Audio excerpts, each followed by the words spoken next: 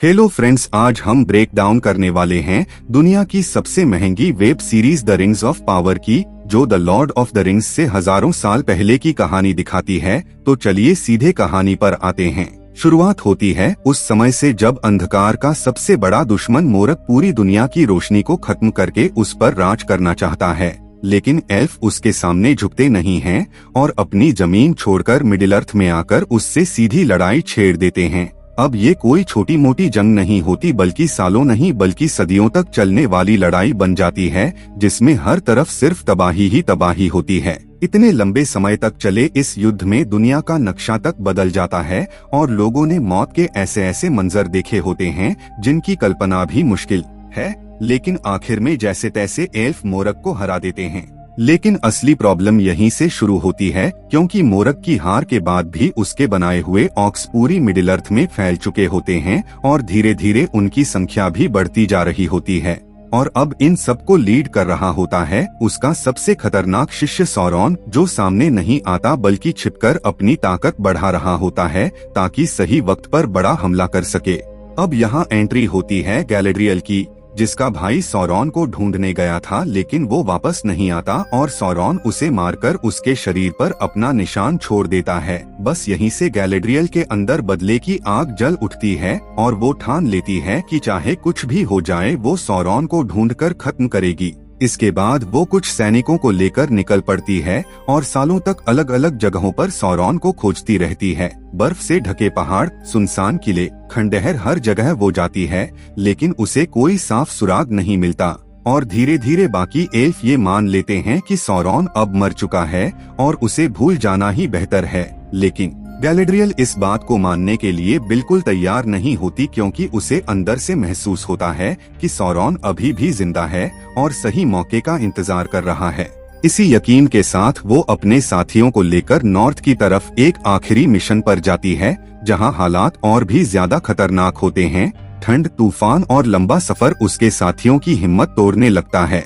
लेकिन तभी उन्हें एक पुराना किला मिलता है जो कभी ऑक्स का अड्डा रहा होता है।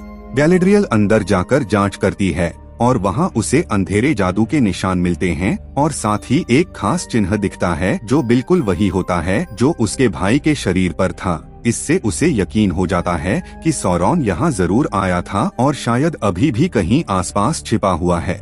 लेकिन तभी अचानक एक खतरनाक दानव उन पर हमला कर देता है और उसके सामने बाकी सैनिक बिल्कुल बेबस नजर आते हैं। ऐसे में गैलेड्रियल खुद आगे बढ़ती है और काफी तेजी और स्किल के साथ उस दानव से लड़ती है और आखिरकार उसे मार गिराती है। इस सीन से साफ पता चलता है कि वो सिर्फ गुस्से में नहीं लड़ रही बल्कि एक बेहद पावरफुल वॉरियर भी है। इसके बाद वो अपने साथियों से कहती है कि उन्हें आगे बढ़ना चाहिए क्योंकि सौरॉन ज्यादा दूर नहीं है। लेकिन अब उसके साथी पूरी तरह टूट चुके होते हैं और साफ मना कर देते हैं। वे कहते हैं कि अब बहुत हो गया और वे वापस लौटने का फैसला करते हैं। इस वजह से गैलेड्रियल को भी मजबूरी में उनके साथ लिंडन लौटना पड़ता है, जो एल्फ की राजधानी है। लिंडन पहुंचकर वो अपने राजा को समझाने की कोशिश करती है कि सौरॉन जिंदा है और बहुत बड़ा खतरा बनने वाला है। लेकिन राजा और बाकी एल्फ उसकी बात को सीरियसली नहीं लेते, क्योंकि उनके हिसाब से युद्ध खत्म हो चुका है और अब डरने की कोई बात नहीं है।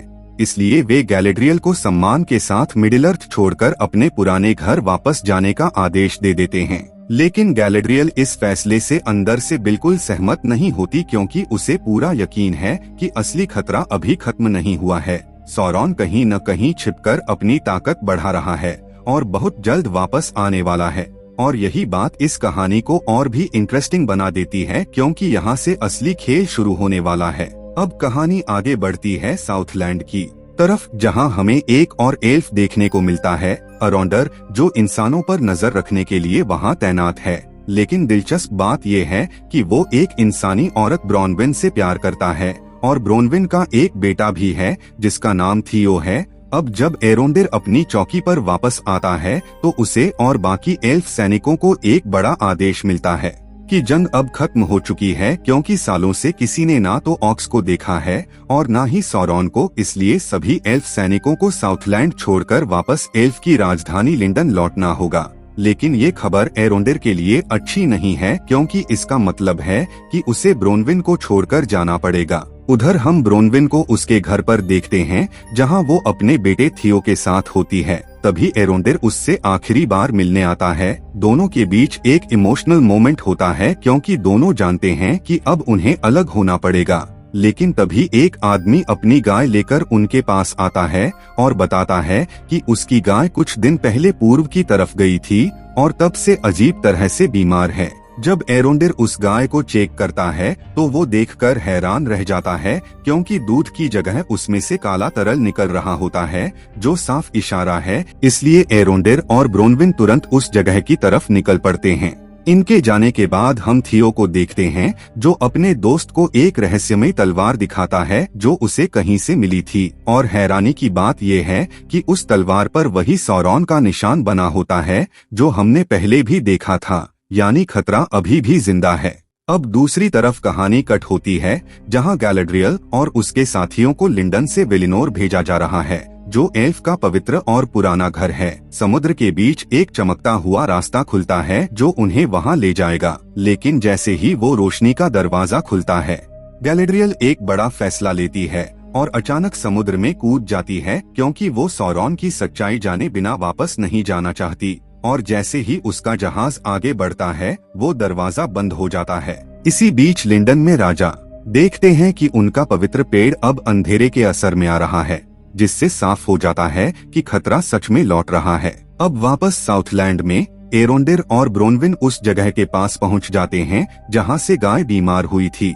लेकिन वहां पहुंचकर वो देखते हैं कि पूरी बस्ती उजड़ी हुई है, ना कोई इंसान, ना कोई लाश, बस सन्नाटा और डरावना माहौल। और जब वो एक घर के अंदर जाते हैं तो उन्हें जमीन के नीचे जाती हुई एक सुरंग मिलती है। ये देखकर एरोंडेर समझ जाता है कि कुछ बड़ा चल रहा है। इसलिए वो ब्रोनविन से कहता है कि वो गांव लौटकर सबको सावधान करे और खुद उस सुरंग के अंदर चला जाता है। ब्रोनविन भागते हुए अपने गांव पहुंचती है और लोगों को चेतावनी देती है कि पड़ोसी गांव पूरी तरह से तबाह हो चुका है और उन्हें तुरंत यहाँ से निकल जाना चाहिए। लेकिन कोई भी उसकी बात पर यकीन नहीं करता। उधर उसके घर में थियो को कुछ अजीब हलचल महसूस होती है और तभी नीचे सुरंग से एक ऑक उसे देख लेता है। इसी समय दूसरी तरफ सुरंगों में अरोंडर जांच कर रहा होता है जहां उसे ऑक्स के साफ निशान मिलते हैं और अचानक एक ऑक उसका पीछा करने लगता है। वो किसी तरह तंग सुरंग से निकलकर पानी में पहुंचता है और बाहर आकर लड़ने के लिए तैयार होता है, लेकिन तभी पीछे से कोई उसे पकड़ लेता है। उधर ब्रोनविन जब अपने घर लौटती है तो उसे भी अपने घर के नीचे सुरंग मिलती है और वो घबराकर अपने बेटे को आवाज लगाती है। तभी थियो बाहर आकर उसे चुप रहने को कहता है क्योंकि ऑक आसपास है। दोनों छिप जाते हैं और तभी एक ऑक सुरंग से बाहर आता है और उन्हें ढूंढने लगता है। आखिरकार उसे उनके होने का पता चल जाता है और तभी थियो पीछे से उस पर हमला करता है, लेकिन उसका कोई खास असर नहीं होता। ऑक उस पर हमला करने दौड़ता है। तभी ब्रोनविन भी उस पर वार करती है, लेकिन वो तब भी नहीं रुकता। तभी थियो उसके गले में रस्सी डालता है, लेकिन ऑर्क उसे भी तोड़ देता है। और जैसे ही वो थियो के पास पहुंचता है, ब्रोनविन सही मौके पर उसका सिर काट देती है और उसे मार गिराती है। इसके बाद ब्रोनविन गांव वालों को वो ऑक दिखाकर कहती है कि अगर जिंदा रहना है तो सुबह होते ही एल्फ की मीनार की तरफ निकलना होगा। अब कहानी हमें लिंडन ले जाती है जहां एलरॉन्ड की मुलाकात सेलेब्रिम्बर से होती है। सेलेब्रिम्बोर उसे बताते हैं कि एल्फ एक ऐसी शक्ति की तलाश में हैं जो मिडिल अर्थ का भविष्य बदल सकती है और इसके लिए वो एक विशाल मीनार बनाना चाहते हैं जिसमें एक ऐसी भट्टी होगी जिसकी गर्मी ड्रैगन की आग जितनी होगी। लेकिन समस्या ये है कि इसे बनाने के लिए बहुत ज्यादा मजदूर चाहिए होंगे जो एल्फ के पास नहीं हैं। तब एलरॉन्ड को एक आइडिया आता है और वो कहता है कि अगर ड्वार्फ यानी बोनो की मदद मिल जाए तो ये काम जल्दी हो सकता है, क्योंकि वो बेहतरीन इंजीनियर होते हैं। और वो ये भी बताता है कि ड्वार्फ का राजकुमार दुरीन फोर उसका पुराना दोस्त है, इसलिए वो तुरंत उसके पास जाने का फैसला करता है। अब जब एलरॉन्ड ड्वार्फ के राज्य में पहुंचता है जो पहाड़ों के अंदर बसा हुआ है, तो उसकी भव्यता और उनकी कारीगरी देखकर कोई भी हैरान रह जाए। लेकिन यहाँ उसे उसका दोस्त ड्यूरिन मिलता है जो उससे काफी नाराज है क्योंकि एलरॉन्ड उसे सालों पहले छोड़कर चला गया था और इसी वजह से वो उसे वहाँ रुकने की इजाजत नहीं देता। ड्यूरिन और एलरॉन्ड के बीच बातचीत होती है जहाँ ड्यूरिन ताना मारते हुए कहता है मैंने तुम्हें माफ किया, लेकिन अब निकलो यहाँ से। तो एलरॉन्ड भी तुरंत हार नहीं मानता और कहता है कि मुझे तुम्हारे परिवार से भी माफी मांगनी है, जिस पर मजबूरी में ड्यूरिन उसे अपनी पत्नी डिसा के पास ले जाता है और साफ कह देता है कि बस माफी मांगो और निकलो, ज्यादा मिलजोल बढ़ाने की जरूरत नहीं है। लेकिन जैसे ही डिसा आती है वो एलरॉन्ड को देखकर काफी खुश हो जाती है और उसे वहीं रुककर खाना खाने के लिए बोल देती है। अब इस सिचुएशन में ड्यूरिन कुछ नहीं कर पाता और धीरे धीरे खाने के दौरान दोनों के बीच की पुरानी नाराजगी भी कम होने लगती है। लेकिन एलरॉन्ड हार नहीं मानता और अपने दोस्त को मनाने की कोशिश करता है। बातचीत होती है, पुरानी यादें निकलती हैं और आखिरकार दोनों फिर से दोस्त बन जाते हैं। अब वापस समुद्र में गैलेड्रियल अब भी तैरते हुए जिंदा रहने की कोशिश कर रही होती है। तभी उसे एक टूटे हुए जहाज के टुकड़ों पर कुछ इंसान मिलते हैं जो उसे अपने साथ ले लेते हैं और बताते हैं कि उनके जहाज पर कुछ दिन पहले एक समुद्री दानव ने हमला कर दिया था। लेकिन तभी वो दानव फिर से आ जाता है और उनके बेड़े पर हमला कर देता है। इस अफरातफरी में गैलेड्रियल फिर से पानी में गिर जाती है और वो उस विशाल दानव को करीब से देखती है। हालात बेहद खतरनाक हो जाते हैं। तभी एक आदमी जिसका नाम हेलब्रैंड है किसी तरह बचकर अपने छोटे से बेड़े के साथ गैलेड्रियल तक पहुंचता है और उसे ऊपर खींच लेता है। गैलेड्रियल और हेलब्रैंड एक छोटे से बेड़े पर फंसे हुए हैं, लेकिन गैलेड्रियल अभी भी हेलब्रैंड से नाराज है क्योंकि उसे लगता है कि उसने अपने साथियों को मरने के लिए छोड़ दिया। जिस पर हेलब्रैंड साफ कहता है कि उसे अपनी जान बचानी थी और जो उसने देखा है वो कोई सोच भी नहीं सकता।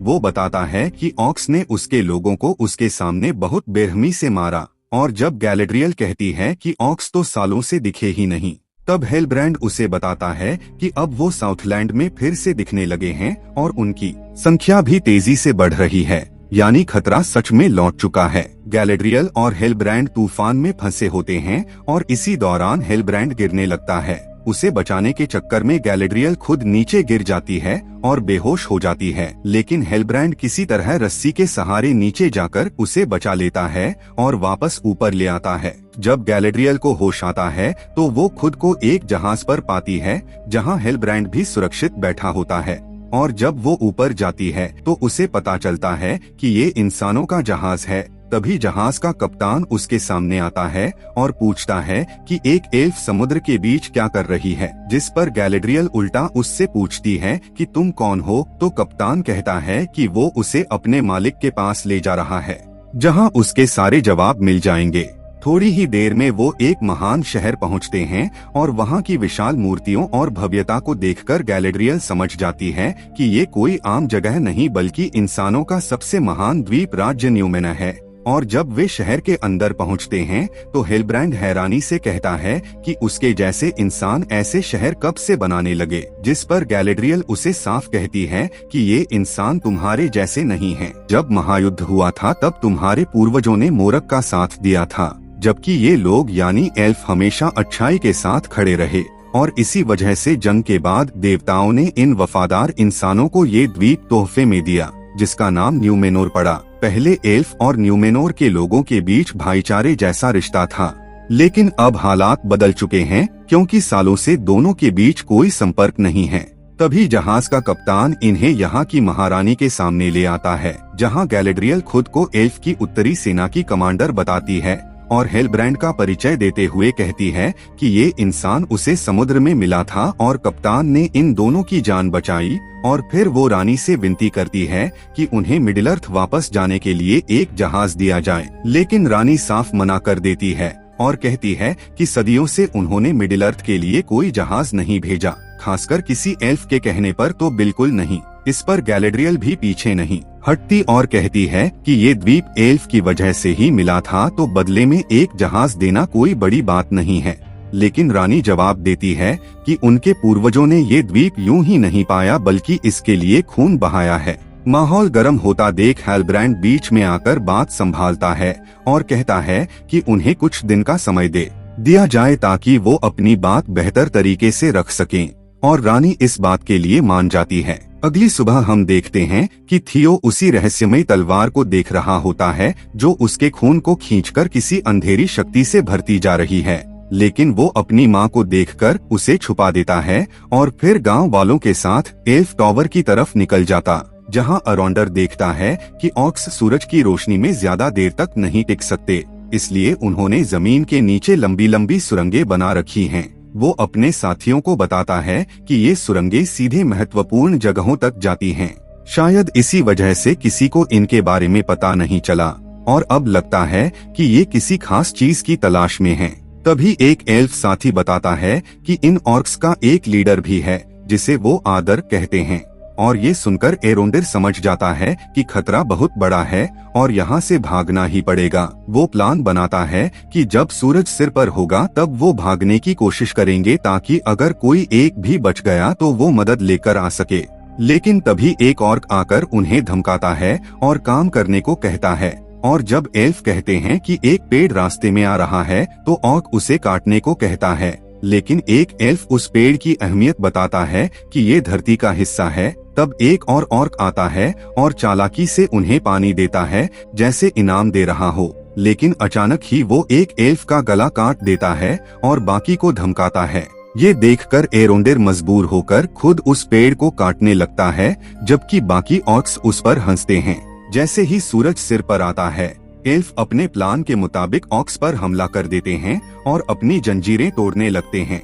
लेकिन तभी और ऑक्स वहां आ जाते हैं और हालात बिगड़ जाते हैं। एक एल्फ भागने की कोशिश करता है लेकिन मारा जाता है और बाकी को वापस अंदर खींच लिया जाता है क्योंकि ऑक्स तेज धूप में बाहर नहीं आ सकते। इसी बीच एरोंडेर चालाकी से उनके तंबू को काट देता है, जिससे धूप अंदर आने लगती है और ऑक्स जलने लगते हैं। एल्फ अपनी जंजीरें तोड़ने की कोशिश करते हैं, तभी ऑक्स एक खतरनाक भेड़िया छोड़ देते हैं जो एल्फ पर हमला कर देता है, लेकिन एरोंडेर किसी तरह उससे बचकर उसे मार देता है।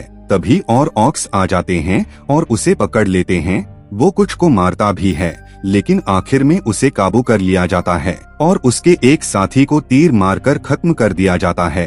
फिर ऑक्स कहते हैं कि इसे आदर के पास ले जाओ, और यहीं से पहली बार इस खतरनाक लीडर की एंट्री होने वाली है। और इसी के साथ पार्ट 1 यही खत्म हो जाता है। मिलते हैं अगले पार्ट में, तब तक के लिए वीडियो को लाइक करें, चैनल को सब्सक्राइब करें। मिलते हैं अगले